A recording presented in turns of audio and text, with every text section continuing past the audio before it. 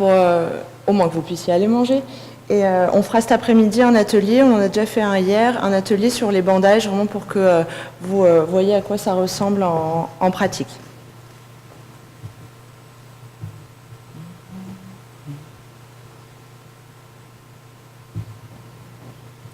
Donc, on a quelques principes pour les bandages. D'abord, il faut bien savoir que c'est le traitement symptomatique du lymphœdème. En France, et je pense que comme ici, on traite les lymphœdèmes par des drainages lymphatiques. On peut faire de la pressothérapie, on peut faire tout un tas de choses, mais ce qui va faire qu'on réduit vraiment le lymphœdème, ce sont les bandages. Donc, on prend différents matériaux en fonction du type de lymphœdème que l'on a et surtout de sa texture. Et on a différentes techniques de pose. Il faut surtout que le membre forme un tronc de cône qui soit régulier. La base du bandage, c'est ça. Sinon, après, on va avoir des différences de pression et on transformera notre lymphœdème en lymphœdème dysmorphique. On crée une pression avec ce bandage pour empêcher la vasodilatation par une hyperpression, empêcher la formation ou le retour de l'œdème. On améliore la trophicité des tissus et on accentue et on pérennise l'acquis du DLM, donc ce qu'on a fait avant le bandage. Bien entendu, c'est contre-indiqué en cas d'infection, d'artériopathie, d'insuffisance cardiaque ou d'HTA qui n'est pas stabilisé. Donc ça, c'est à voir avec le médecin prescripteur au départ. Et surtout, on doit faire attention quand on pose les bandages aux strictions que ça va pouvoir faire sur la peau. Il faut bien faire attention à ça, c'est notre travail de regarder et de l'apprendre aux patients. Mince, excusez-moi. Donc pour ça, on va faire des bandages multicouches. Ils sont composés de deux types de bandes. D'abord, ce sont les bandes de contention, qui sont des bandes inélastiques ou à allongement court. Je vous les présenterai après. Et celles-là ont vraiment pour but de réduire l'œdème. Elles s'opposent à l'augmentation du volume du muscle en fait, quand il y a une contraction. C'est pour ça qu'il faut que le patient le porte le plus souvent possible et bouge avec. C'est le muscle qui va faire qu'on va avoir une augmentation de pression. Et cette pression au repos est faible, donc on peut porter des bandages jour et nuit. Donc on est bien plus efficace. Et pour le patient, c'est ça qui est pratique aussi, de pouvoir porter quelque chose la nuit. Dans la vie, ce n'est pas très pratique d'avoir des bandages en journée aussi. Par-dessus ces bandes de contention, on peut mettre de la compression. Celles-là, ce sont les bandes élastiques ou à allongement long. Celles qu'on connaît le plus, souvent c'est les bandes biflex avec les carrés dessus. Celles-là, elles vont maintenir l'œdème et il y aura une force qui va augmenter juste en fonction de la contraction musculaire. Par contre, on les enlève la nuit, ces bandes-là, parce qu'il y a une pression positive au repos. Des fois, c'est juste pas supportable pour le patient. Et le terme erroné qu'on avait avant, c'était contention élastique. On appelait toutes les bandes contention élastique, alors que celle-là, c'est vraiment de la compression. Pour poser ces bandes, on s'adapte à notre patient et à sa tolérance qui peut être écutanée et psychologique. On est obligé de voir ça parce qu'il y a la peau, comment va réagir la peau et la fragilité de la peau du patient en fonction de son âge aussi. Les patients les plus âgés ont des fois des peaux plus fragiles, donc il faut qu'on fasse attention à ce qu'on fait pour ne pas justement créer de strictions qui vont faire des flictènes et après on peut avoir un risque d'érysipèle assez important sur ces patients-là.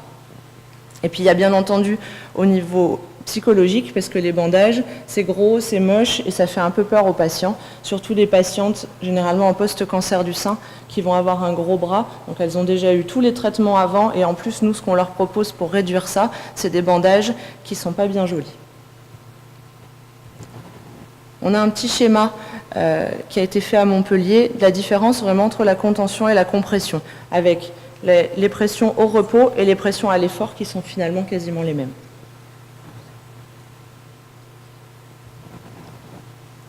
Je vous montre un peu des bandes, on pourra les revoir tout à l'heure en pratique et comment on peut les poser. On a d'abord une bande de coton qui est là pour protéger la peau. Donc on essaye de protéger un maximum. On la mettra du coup soit en circulaire, soit en tubulaire, selon la fragilité de la peau du patient. Ensuite, on a le Mobiderm, donc l'objet de la présentation. Ça va être des mousses mobilisatrices. Donc comme vous le voyez, ce sont des petits carrés de mousse. Il y a des gros plots ou des petits plots.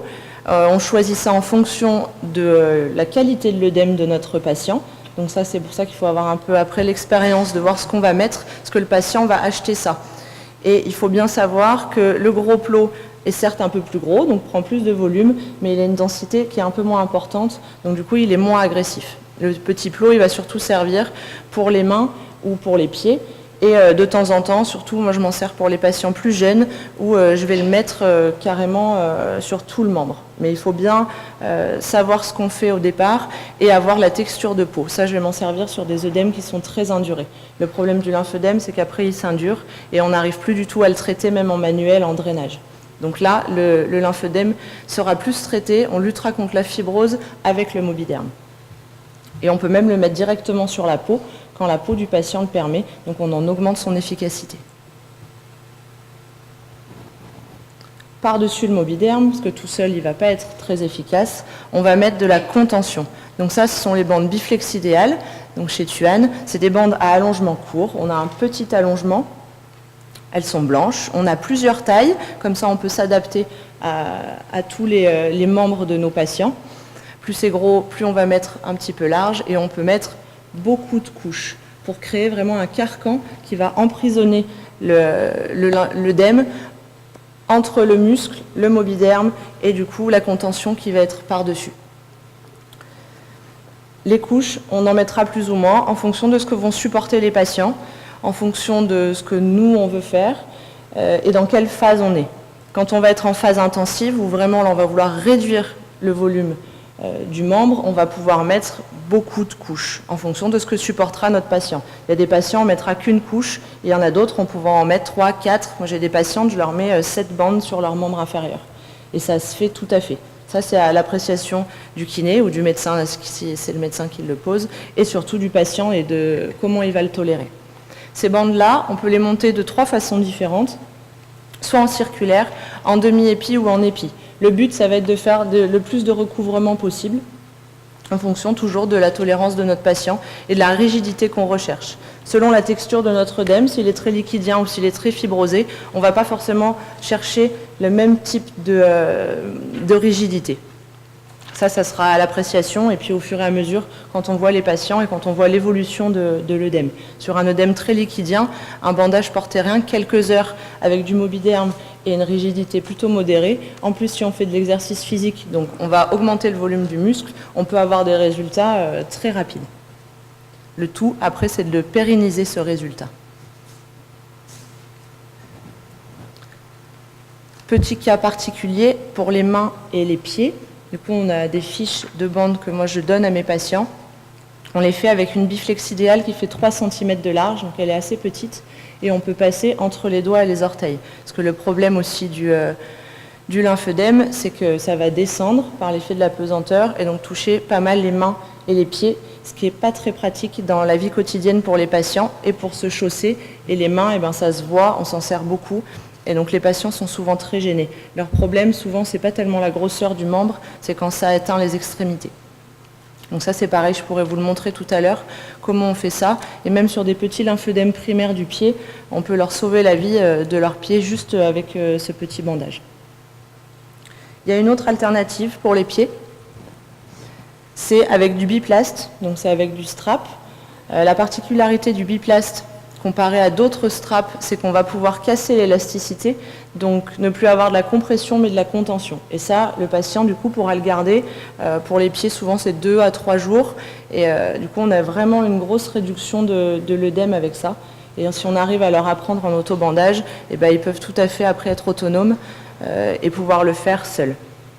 On peut mettre du Mobiderm ou pas dessous. Après, c'est à voir ce qu'on cherche et ce qui va rentrer dans la chaussure du patient. Parce que le but, soit le patient est hospitalisé, et bon, à la limite, les chaussures, c'est pas non plus le plus important, mais si le patient repart, moi, c'est des patients qui repartent chez eux après, il faut qu'ils puissent mettre une chaussure. Parce que quand on va conduire ou prendre le métro ou même marcher, eh ben, on a besoin de mettre une chaussure. Donc ça, c'est pas mal, c'est une bonne alternative et ça tient bien. Parce que le problème du bandage, c'est qu'il faut qu'il soit donc adapté au patient, comme je vous l'ai dit, mais surtout, il va falloir qu'il tienne. Un bandage qui dégringole au bout d'une heure, ou même au bout de 10 minutes, eh ben, on n'est plus du tout dans l'efficacité. Et si ça dégringole 1 fois, 2 fois, 3 fois, le patient, eh ben, il va complètement laisser tomber et pas du tout être compliant au traitement. Donc là, nous, on veut quelque chose qui tient, et ben, du coup, ça colle, donc ça tient super bien. L'inconvénient, c'est que c'est un bandage qu'on va jeter à chaque fois. Donc en France, il y a une partie qui est remboursée pour le biplast. Après, je ne sais pas ici comment ça peut fonctionner, mais du coup, on va à chaque fois refaire et donc consommer des bandes. Alors que toutes les autres bandes, sont lavables. Une fois que les patients les ont utilisées, elles sont lavables, réutilisables, donc dans le temps, on a une pérennité plus importante. Le but, c'est de leur apprendre souvent les deux façons de faire, comme ça, après, ils choisissent, en fonction de leur programme, ce qu'ils ont envie de faire et ce qu'ils supportent le mieux dans leurs chaussures. Par-dessus tout ça, on va mettre la bande de compression. Ça, c'est la bande Biflex, que je pense tout le monde connaît, la marron avec les carrés. Donc celle-là, elle va être toujours par-dessus la contention, parce que c'est une bande, donc il y aura une pression positive au repos, donc celle-là, on l'enlèvera la nuit. Donc il faut, par conséquent, la mettre au-dessus. Il y a plusieurs forces. On a de la 16+, ou la 17+, si on veut faire force 1, force 2, ou force 3, force 4. Après, c'est adapté en fonction du membre. Les membres inférieurs supporteront beaucoup plus de pression que les membres supérieurs, forcément. On peut les monter toujours en circulaire, demi-épi ou épi, selon ce qu'on va rechercher, selon la rigidité et selon ce que va tolérer notre patient. Vous avez des patients qui supportent très bien la pression et d'autres très très peu. Ça, ce sera à nous de nous adapter en fonction de ce qu'ils nous disent au moment où on fait le bandage. Pour la nuit, pour faire quand même quelque chose de plus simple, parce qu'au bout d'un moment, les patients, ils en ont marre de faire des bandages, il faut voir si eux, ils arrivent à les faire, si on peut apprendre à quelqu'un à les faire.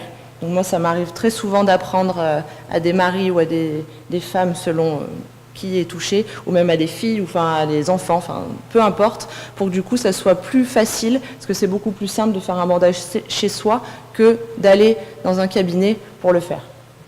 Mais s'ils n'y arrivent pas, ou si après ils n'en peuvent plus, on a des vêtements de nuit en Mobiderm. Du coup, il y en a des sur mesure, des séries, et surtout on a l'Autofit, c'est celui qui est avec des scratchs, donc il est très adaptable pour le patient et très facile à enfiler. Le patient l'enfile, et après, on serre les scratchs plus ou moins, et c'est assez évolutif dans le temps. Si l'œdème diminue, ou même s'il regrossit, et ben, du coup, il aura un matériel qui sera encore adapté à son lymphœdème. Ça, vous pouvez le voir sur le stand de l'Ocamed, du coup, il y est, si vous voulez l'essayer pour voir comment ça marche. Je vous ai fait un petit récapitulatif, enfin, c'est pas vraiment moi, c'est au CHU à Montpellier, où moi j'ai été formée. Et du coup, ils prennent beaucoup en charge en TDI, donc en traitement décongestif intensif, les patients atteints de lymphœdème. Et ça, ce sont les fiches qu'ils donnent aux patients pour avoir un petit récapitulatif de qu'est-ce qu'on a à faire, comment on le fait et qu'est-ce qu'on met à quel moment. Donc on peut faire des bandages simples, sans Mobiderm, mais là du coup on aura une efficacité qui sera moindre. Mais des fois pour les patients, ça permet de faire quelque chose de moins gros, mais qui sera quand même supportable. Donc ça, c'est à faire souvent après le drainage, où on met coton, biflex idéal et une biflex 16. On ne met pas de 17 sur les membres supérieurs. Quand on est vraiment dans l'intensif, eh ben, on va rajouter le Mobiderm entre tout ça. Et on peut mettre la biflex par-dessus, mais seulement le jour. Vous avez vu, on ne met jamais de biflex sur le bras. La nuit, c'est juste pas supportable. Sinon, il faut vraiment les monter sans mettre de pression. Donc ça, c'est un peu plus du système D, on va dire. J'ai la même petite fiche pour les membres inférieurs, où on a plusieurs possibilités en fonction de ce qu'on veut faire. Donc là, vous voyez, il y a soit la 17, soit la 16. Ça va dépendre de ce qu'on veut faire et ce que le patient va tolérer. Le top, ça va être de lui mettre une 17+. Comme ça, on aura plus de pression et on augmentera encore plus l'efficacité de notre traitement. On peut aussi monter une 16 et on la monte en contention. Vous voyez, les biflex, on peut les monter en compression ou en contention, où du coup, on n'aura pas de pression, on ne tirera pas sur notre bande. Ça, pareil, je vous le montrerai lors de l'atelier. Et la nuit, la même chose, mais du coup, sans la biflex. Ou juste, comme je l'ai dit avant, la 16 montée sans pression. Et voilà.